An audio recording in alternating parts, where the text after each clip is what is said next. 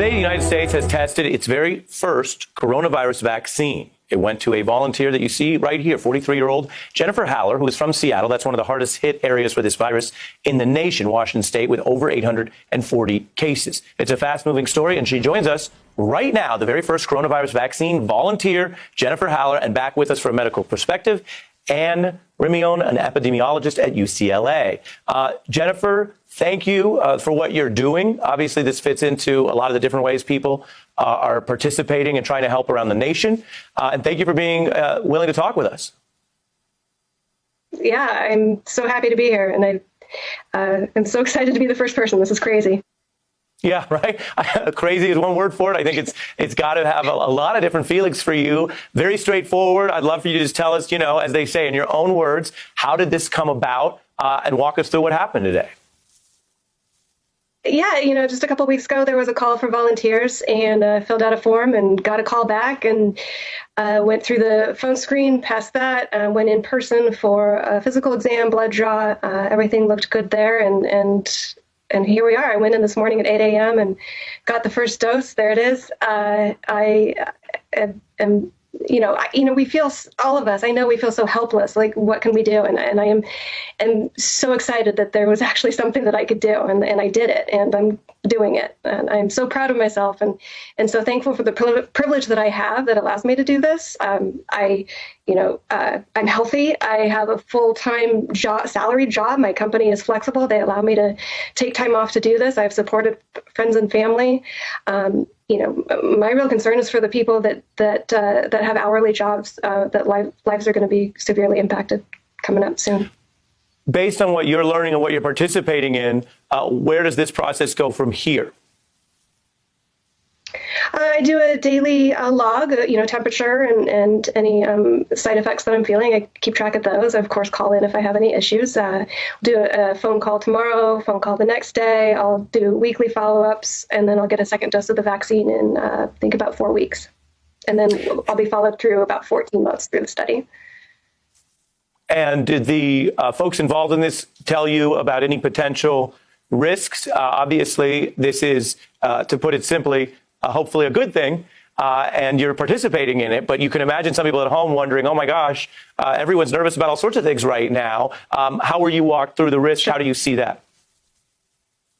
Yeah, a really important thing to understand that's really helped a lot of friends and family who were concerned is that this vaccine uses messenger RNA, so it does not use any of the virus. So at no point during the study will you be exposed to the virus.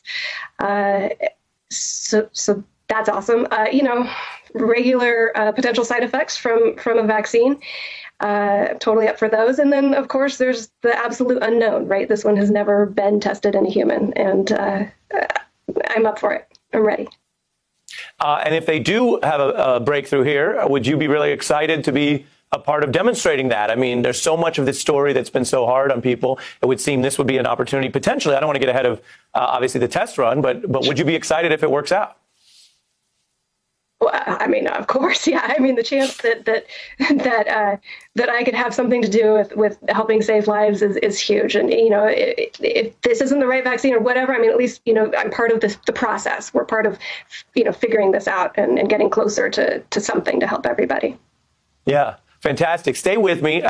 As mentioned, we're getting this very newsworthy perspective from you as Americans and people around the country and the world are wondering about the race for a cure or a vaccine. As mentioned, I have Dr. Rimoin here.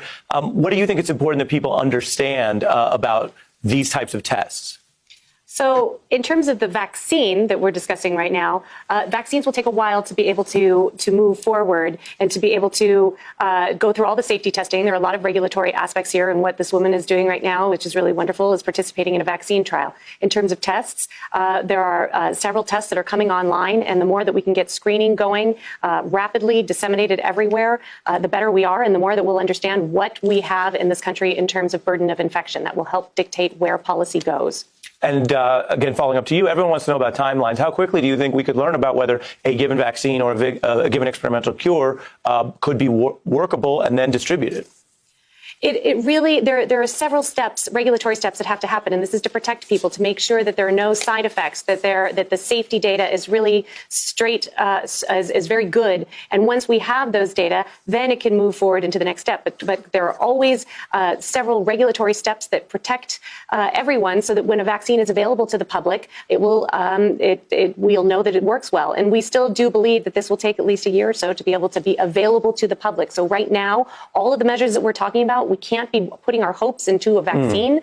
We need to be putting our energy into social distancing, to making sure that hospitals are not overloaded, and that everybody does their part to be able to slow the spread of this virus. Really great points about the difference between a panacea, hoping for this to all just be worked out, versus all the things we've been covering that people still have to do. Jennifer, final question. What do your friends and family say? What are you telling them? Some are wary about it, but no, it is amazing, the outpouring of support and love that I've received from friends and family, and I've had messages from strangers on Facebook thanking me, and it's so, I'm just so thankful that I get to be part of this.